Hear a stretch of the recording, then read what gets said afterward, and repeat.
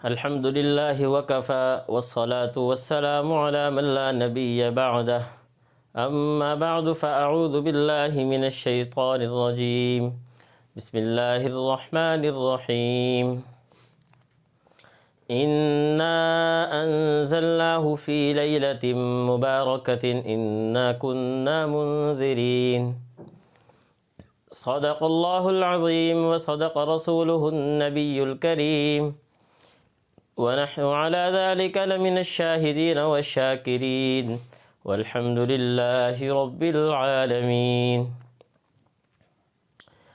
میرے بھائیوں، دوستو، محترم سامعین حضرات اور سوشل میڈیا پر جہاں تک میری آواز جا رہی ہے، تمام مائیں بہنوں، بزرگ احباب، آج کے میرے بیان کا عنوان شب برات کی فضیلت اور احکام۔ شعبان المبارک کی آج 14 تاریخ ہے۔ آنے والی رات شب برات کی رات ہے اور کل کا دن شعبان کی 15ویں تاریخ کا ہے۔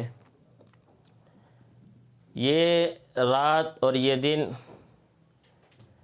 قرآن و حدیث کی روشنی میں کئی فضائل کا حامل ہے۔ احادیث مبارکہ میں بھی آپ علیہ الصلاۃ سے اس رات کے بارے میں کئی اقوال وارد ہیں۔ برات کہتے ہیں بری ہونے والا، شب کا معنی ہے رات، یعنی اس رات میں اللہ رب العزت کئی سارے لوگوں کو جن پر جہنم واجب ہو چکی ہوتی ہے اپنے گناہوں کی بدولت، ان کے لیے جنت کا پروانہ جاری کرتے ہیں۔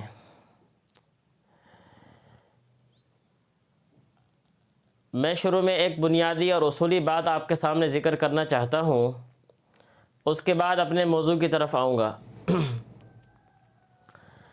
قرآن مقدس میں اللہ رب العزت نے فرمایا وَمَا خَلَقْتُ الْجِنَّ وَالْإِنسَ إِلَّا لِيَعْبُدُونَ، کہ ہم نے انس و جن کو اپنی عبادت کے لیے پیدا کیا ہے۔ اب سوال یہ ہوتا ہے کہ عبادت کسے کہتے ہیں؟ عبادت کب بنتی ہے؟ آیا من چاہے زندگی جو جی میں آئے وہ کر لینے سے عبادت کے زمرے میں بھی آئے گی وہ چیز، یا کوئی خاص ایسا عمل ہے کہ اگر ہم اس کو ادا کریں تو ہم اس کو عبادت کہہ سکتے ہیں؟ عبادت کا معنی کہ اللہ رب العزت کے حکم کو آپ علیہ الصلاۃ کے طریقے پر پورا کرنا۔ نماز اللہ کا حکم ہے، نماز پڑھنا اللہ کے حکم کو پورا کرنا ہے، لیکن یہ نماز پڑھنے کا حکم عبادت کب بنے گا؟ جب یہ آپ علیہ الصلاۃ کے طریقے پر ہوگا۔ جو طریقہ مجھے پیغمبر کائنات صلی اللہ علیہ وسلم نے بتلایا ہے، اگر اس طریقے پہ میں نے نماز پڑھی تو میں اس کو کہہ سکتا ہوں کہ میں نے اللہ کی عبادت کی ہے۔ اور اگر اس طریقے سے ہٹ کر میں نماز کا کوئی اپنا طریقہ ایجاد کر لیتا ہوں تو اس کو گمراہی تو کہہ سکتے ہیں، بدعت کہہ سکتے ہیں، گناہ کہہ سکتے ہیں، عبادت نہیں کہہ سکتے کہ مجھے اس پر عمل پر کوئی ثواب بھی ملے گا۔ میں آپ کے سامنے ایک چھوٹی سی مثال دے کر آپ کو بات سمجھانا چاہتا ہوں، چونکہ یہ اصول بڑا اہم ہے، یہ بنیادی اصول ہے، اور اس اصول کا تعلق صرف آج کے بیان سے نہیں بلکہ زندگی کے تمام وہ اعمال جو اللہ کے حکم ہیں، جن کو میں اللہ کا حکم سمجھ کر پورا کرتا ہوں، اس سے یہ تعلق رکھتا ہے۔ حدیث پاک میں ایک صحابی رسول، ان کے سامنے ایک شخص کو چھینک آئی۔ چھینک کے جواب میں آپ کو پتہ ہے کہ اگر کسی کو چھینک آئے تو ہمیں شریعت نے تلقین یہ کی کہ جواب میں الحمدللہ کہنا چاہیے۔ جس شخص کو چھینک آئی ہے وہ الحمدللہ کہے گا، اور اس جواب کو اگر کوئی سنتا ہے تو سننے والا یرحمک اللہ کہے گا، اور پھر وہی شخص جس کو چھینک آئی تھی، جس نے الحمدللہ کہا تھا، وہ اس شخص کو یہدیکم اللہ ویصلح بالکم کے الفاظ سے جواب دے گا۔ لیکن اس شخص کو جب چھینک آئی تو اس نے الحمدللہ کہنے کے بجائے الصلاۃ والسلام علی رسول اللہ یہ الفاظ دہرائے، اور آپ علیہ الصلاۃ والسلام پر درود و سلام پڑھا۔ صحابی رسول نے جب یہ سنا تو انہوں نے بڑی عجیب بات فرمائی، وہ جواب سننے کے لائق ہے اور اس کو سمجھنے کی ضرورت ہے۔ فرمایا کہ میں بھی الصلاۃ والسلام علی رسول اللہ پڑھنے کا قائل ہوں، میں بھی درود و سلام پڑھتا ہوں، لیکن اس موقع پر میرے محبوب پیغمبر کی یہ تعلیم نہیں ہے۔ یعنی چھینک کے جواب میں الصلاۃ والسلام علی رسول اللہ پڑھنا ٹھیک نہیں ہے، بلکہ اس کا جواب جو مجھے میرے محبوب پیغمبر نے مجھے دیا ہے وہ الحمدللہ ہے۔ پتہ کیا چلا کہ اچھی بات بھی اگر موقع محل سے ہٹ کر کہی جائے، ادا کی جائے، تو جب وہ آپ علیہ الصلاۃ والسلام کی طریقے سے ہٹے گی تو وہ عبادت نہیں رہے گی۔ جس طرح صحابہ رسول کا میں نے آپ کے سامنے واقعہ ذکر کر دیا، اور انہوں نے یہ بات ذکر کی کہ الصلاۃ والسلام علی رسول اللہ چھینک کے جواب میں کہنا گمراہی تو ہے، بدعت تو ہے، ثواب کے بجائے گناہ ملے گا، اس کو عبادت نہیں کہیں گے، آپ علیہ الصلاۃ والسلام کی تعلیمات پر عمل کرنا نہیں کہیں گے۔ یہ وہ بنیادی اصول ہے جس کو ذکر کرنا شروع میں ضروری تھا۔ اب اس کی بعد یہ بات سمجھیں کہ آنے والی جو رات ہے، مغرب کی نماز کے بعد، غروب آفتاب کے بعد اسلامی تاریخ تبدیل ہو جاتی ہے، یعنی 15ویں تاریخ شروع ہو جائے گی اور شب برات شروع ہو جائے گی۔ اس رات کی بڑی فضیلت احادیث میں وارد ہوئی ہے۔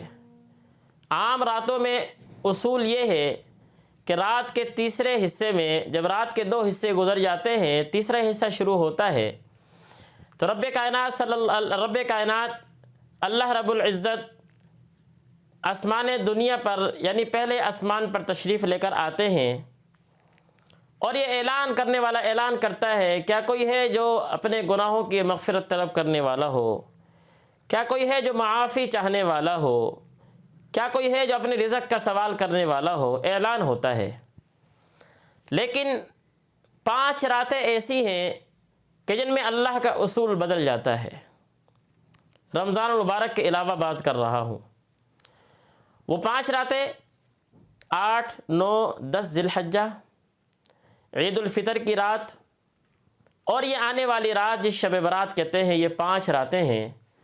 ان میں اللہ رب العزت کا اصول یہ ہے کہ غروب آفتاب کے بعد اللہ رب العزت آسمان دنیا پر تشریف لے آتے ہیں، اور صبح صادق تک آسمان دنیا پر تشریف رکھتے ہیں، اور اعلان کرنے والا یہ اعلان کرتا ہے، کیا کوئی ہے جو معافی چاہنے والا ہو؟ کیا کوئی ہے جو مغفرت طلب کرنے والا ہو؟ کیا کوئی ہے جو اپنے رزق کا سوال کرنے والا ہو؟ یعنی عام راتوں سے ہٹ کر اس رات میں اللہ کا اصول بدل گیا۔ یعنی عام راتوں میں اللہ کی رحمت جہاں رات کے تیسرے حصے میں جا کر کثرت سے برستی ہے اور ایک ندا دینے والا ندا دیتا ہے، ان 5 راتوں میں وہی رحمت اللہ رب العزت کی غروب آفتاب کے بعد شروع ہو جاتی ہے۔ اب ان راتوں میں جب اتنی فضیلت، اتنی برکت، اتنی رحمت والی یہ رات ہے کہ اللہ بھی آسمان دنیا پر غروب آفتاب کے بعد جلوہ افروز ہوتے ہیں اور اعلان کرنے والا اعلان کرتا ہے، تو ایک وہ شخص جو اللہ کا قرب حاصل کرنا چاہتا ہے، جو اللہ کے نزدیک ہونا چاہتا ہے، اللہ کے نیک بندوں میں شامل ہونا چاہتا ہے، اللہ کی رحمت سمیٹنا چاہتا ہے، اس کے لیے میرے محبوب پیغمبر نے کیا عبادتیں چھوڑی ہیں ان کو سمجھنے کی ضرورت ہے۔ ان میں سے ایک عبادت وہ اس رات کو جاگ کر اللہ کے سامنے گڑ گڑانا ہے، ذکر و اذکار ہے، تلاوت ہے، دعاؤں کا اہتمام ہے، نوافل کا اہتمام ہے۔ دوسری عبادت دن کا روزہ ہے، 15ویں شعبان کا روزہ رکھنا۔ تیسری عبادت قبرستان میں جانا۔ چوتھی چیز کہ کوئی میٹھا، کوئی حلوہ، کوئی شیرینی بنا کر تقسیم کرنا۔ ان سب کے بارے میں یہ بات سمجھ لینی چاہیے کہ قبرستان میں جانا، نوافل ذکر و اذکار تلاوت کا اہتمام کرنا، روزہ رکھنا، آپ علیہ الصلاۃ والسلام سے زندگی میں ایک دفعہ قبرستان جانا ثابت ہے، شب برات کی رات۔ 15ویں تاریخ کا روزہ ایک زندگی میں ایک روزہ ثابت ہے۔ اسی طرح راتوں کو اٹھ کر اللہ کے سامنے راز و نیاز کرنا زندگی میں ایک دفعہ ثابت ہے۔ علماء نے اس سے یہ مسئلہ ثابت کیا کہ اب اگر کوئی آدمی آپ علیہ الصلاۃ والسلام کی سنت کو ادا کرنا چاہتا ہے تو اس کی سنت اس طریقے سے پوری ہوگی کہ وہ زندگی میں 15ویں شعبان کا روزہ رکھ لے ایک دفعہ قبرستان چلا جائے، ایک دفعہ رات کو اٹھ کر اللہ کے سامنے راز و نیاز کرے، سنت ایک دفعہ سے ادا ہو جائے گی۔ ہر سال اس کو ضروری سمجھنے والا، ہر سال 15ویں شعبان کا روزہ رکھنے والا، ہر سال 15ویں شعبان کی شب برات کو قبرستان جانے والا، ضروری سمجھنے والا، اس کو وہی جواب جو صحابی رسول نے اس آدمی کو کہا تھا جس نے چھینک کے جواب میں الصلاۃ والسلام علی رسول اللہ کہا، کہ یہ گمراہی تو ہو سکتی ہے، بدعت تو ہو سکتی ہے، گناہ تو ہو سکتا ہے، ثواب نہیں ہوگا۔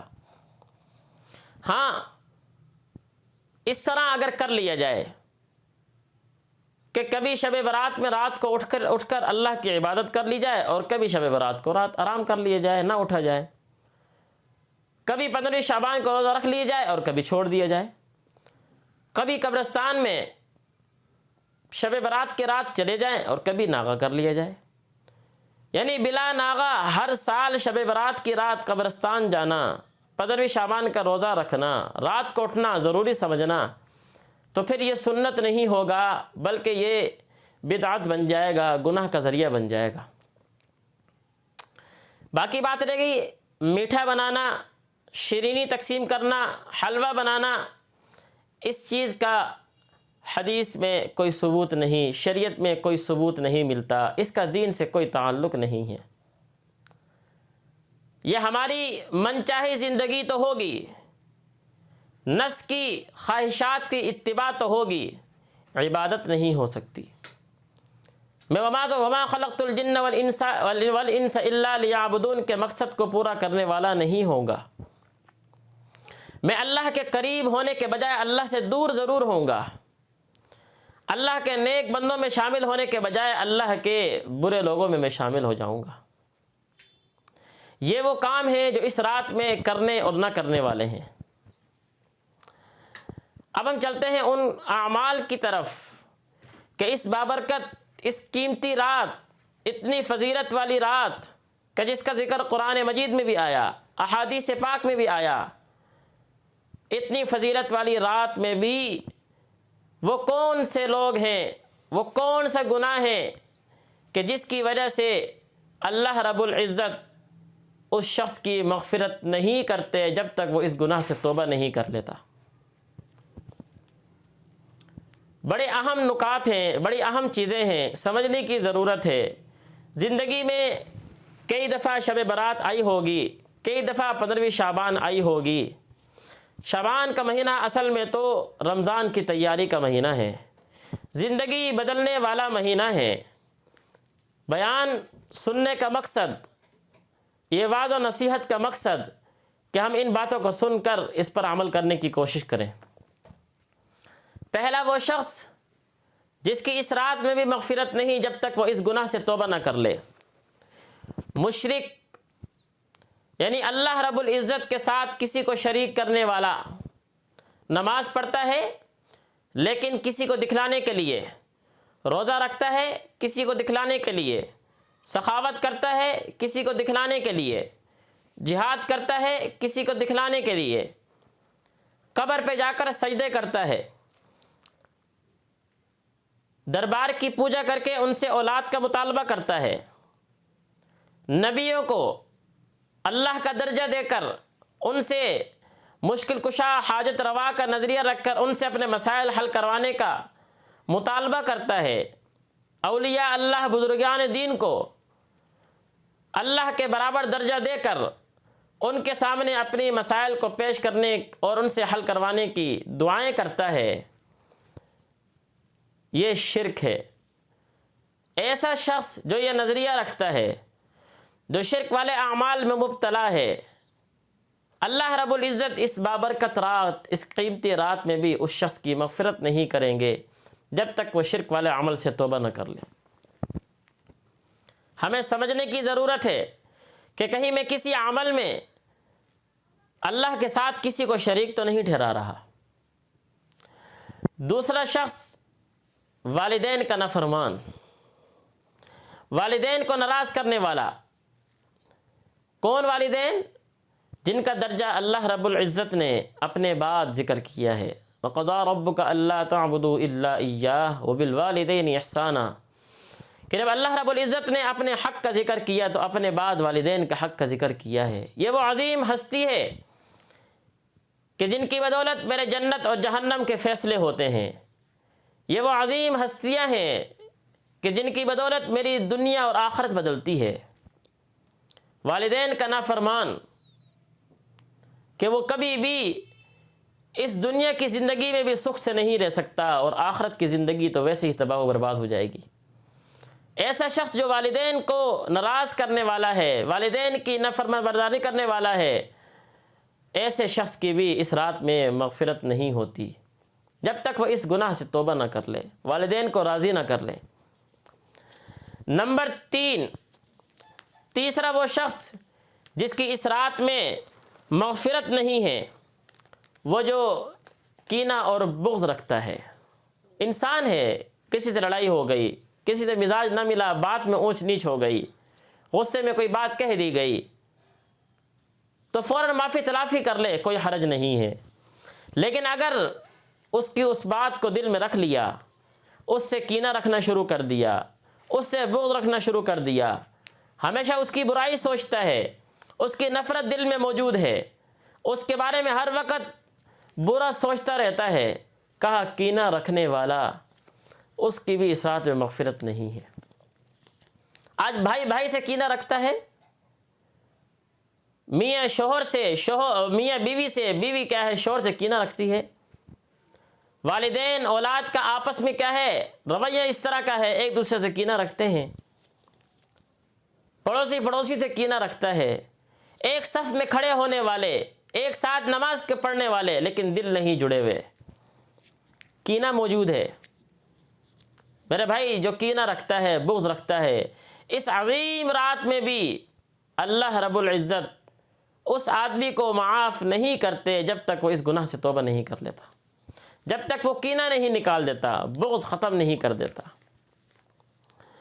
اور چوتھا شخص جس کی اس رات میں مغفرت نہیں ہے، وہ ہے قطع رحمی کرنے والا، رشتے توڑنے والا، تعلق توڑنے والا، برادری خاندان کے ساتھ تعلق جوڑنے کے بجائے، صلہ رحمی کے بجائے قطع تعلقی کرتا ہے۔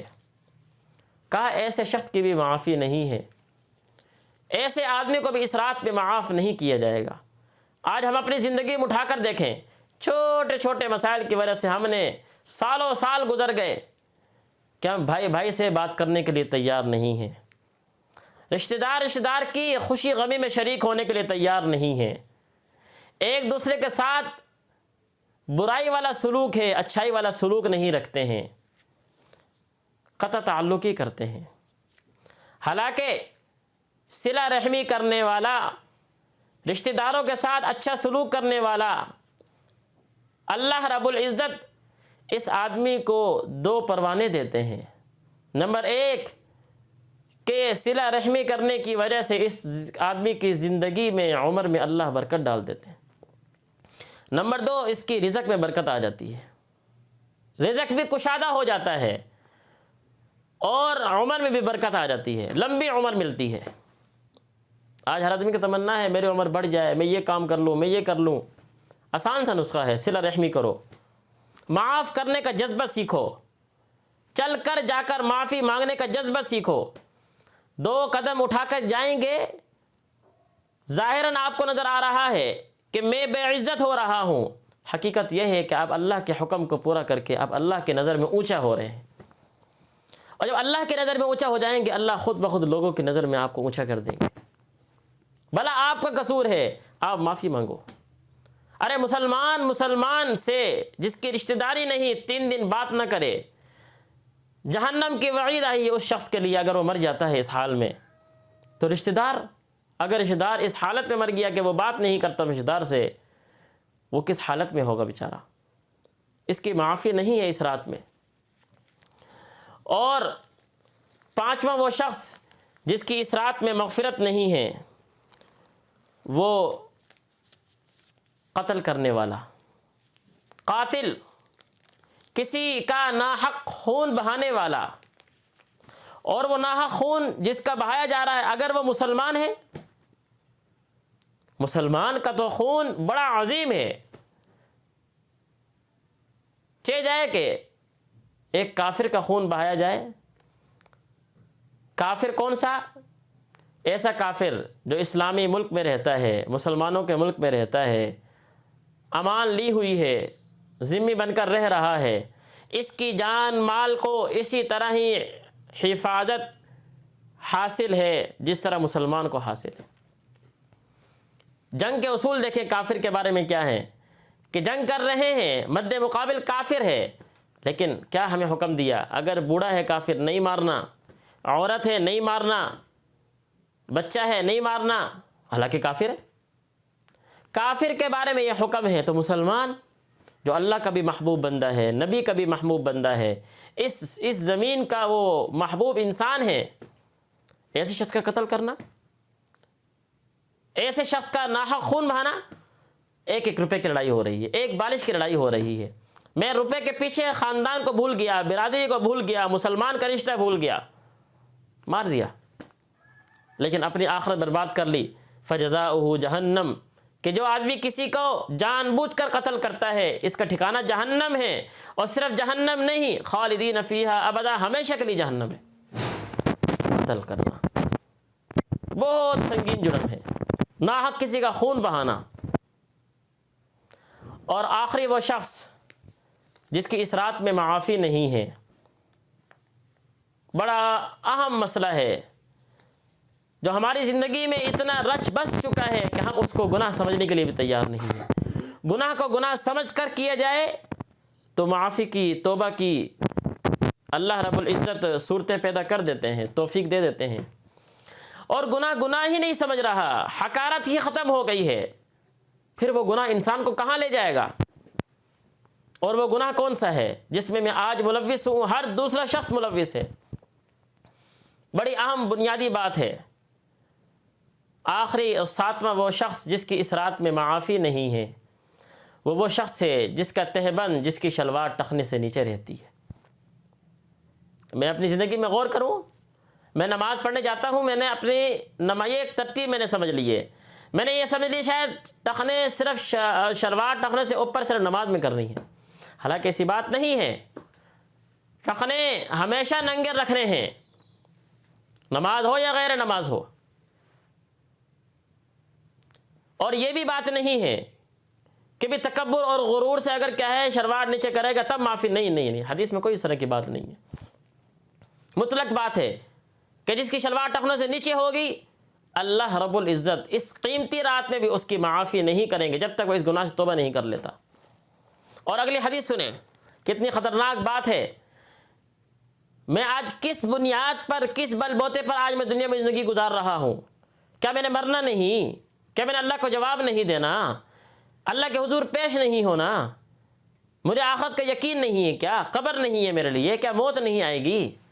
کس بنیاد پر میں آج کیا زندگی گزار رہا ہوں؟ حدیث سنیں، آپ علیہ الصلاۃ والسلام نے فرمایا کہ کل قیامت والے دن اللہ رب العزت 3 شخصوں پر نظر کرم نہیں فرمائیں گے، 3 شخصوں کی طرف، 3 لوگوں کی طرف رحمت کی نگاہ نہیں کریں گے، بات نہیں کریں گے۔ وہ 3 شخص کون ہیں؟ ان میں سے ایک شخص وہ ہے جس کی شلوار ٹخنے سے نیچے ہوتی ہے۔ ارے اللہ کی عدالت ہو، جہاں انبیاء بھی کیا ہے اللہ کے سامنے سفارش کرنے سے ڈر رہے ہیں، وہاں ایک عام انسان کی کیا حیثیت، وہ کس بل بوتے پہ کیا ہے اللہ کے سامنے کھڑا ہوگا کہ اللہ کی نظر کرم ہی نہیں پڑ رہی، چہرہ ہی پھیر لیا۔ کون سا آدمی جس کی شلوار ٹخنے سے نیچے رہتی ہے؟ توجہ کرنے کی ضرورت ہے، توجہ۔ اس لیے میں نے شروع میں یہ بات کی آپ کو کہ یہ وعظ و نصیحت، یہ بیانات، ان کا مقصد خالصتاً یہی ہے کہ بھئی میں اس کو سن کر اس پر عمل کروں، زندگی بدلوں۔ آج کی اس مجلس میں اس بیان کو سننے سے پہلے یہ نیت کر کے بیٹھیں کہ میں بیان عمل کی نیت سے سنوں گا، اور سن لیں تو پھر اس نیت سے اٹھیں کہ آج کے بعد میں جتنے گناہ ہیں سب سے توبہ کر کے اٹھوں گا اور نہیں کروں گا، ہو جائیں دوبارہ توبہ کروں گا۔ ارے نہیں پتہ، حدیث میں آتا ہے کہ اس شب برات کی رات اللہ رب العزت اس 15 شعبان سے لے کر اگلے سال کی 15 شعبان تک پورے سال کا انسان کا ڈیٹا فرشتوں کے حوالے کر دیتے ہیں، کس نے مرنا ہے، کس نے دنیا میں آنا ہے، کس کو کیا رزق ملے گا، کس پر کیا مصیبت آئے گی، کس پر کیا خوشی آئے گی، کس پہ کیا غم آئے گا، سارا ڈیٹا۔ سوچیں اللہ نہ کرے آج کی رات میرے بارے میں یہ فیصلہ ہو جائے کہ اس آدمی کی کل موت ہے اور میں اس گناہ سے توبہ نہیں کی میں نے آج کی رات، تو میں کس منہ سے اللہ کے دربار میں حاضری دوں گا، کس منہ سے میں اللہ کے پاس جاؤں گا؟ سوچنے کی ضرورت ہے۔ اس لیے جہاں یہ رات فضائل سے بھری ہوئی ہے، جہاں یہ رات عظمتوں والی رات ہے، وہیں پہ یہ رات کچھ بدنصیب ایسے بھی ہیں جن کے لیے یہ رات بجائے رحمت کے اللہ کے عذاب کا ذریعہ بھی بن رہی ہے۔ اس لیے عبادت کا اصول یہ ذہن میں رکھیں کہ اللہ کا حکم نبی کے طریقے پر، اور یہ بات ذہن میں رکھیں کہ ان مخصوص ایام میں مخصوص عبادتیں وہی کیا ہے عبادت بنے گی جو احادیث میں اللہ کی طرف سے وارد ہیں، نبی کے طریقے سے کیا ہے ہمیں پاس پہنچی ہوئی ہیں۔ اگر میں اپنے چاہت پر چل رہا ہوں، من چاہے زندگی گزار رہا ہوں، میں پوری رات جاگتا رہوں، گپ شپ لگاتا رہوں، پٹاخے پھاڑتا رہوں، چراغاں کرتا رہوں، ہوٹلوں پہ بیٹھ کر باتیں کرتا رہوں، ساری رات میں کیا ہے عبادت میں گزار دوں، میرے بھائی یہ رات میری عبادت نہیں بنے گی، یہ رات میرے لیے بخشش کا ذریعہ نہیں بنے گی، بلکہ ہو سکتا ہے کہ یہ رات میرے لیے گناہ کا اور گمراہی کا ذریعہ بن جائے۔ اس لیے دعا کریں کہ اللہ رب العزت ہمیں ان تمام باتوں پر عمل کرنے والا بنائے، ان تمام باتوں پر اللہ رب العزت ہمیں عمل کرنے کی توفیق نصیب فرمائے۔ وآخر دعوانا الحمدللہ رب العالمین۔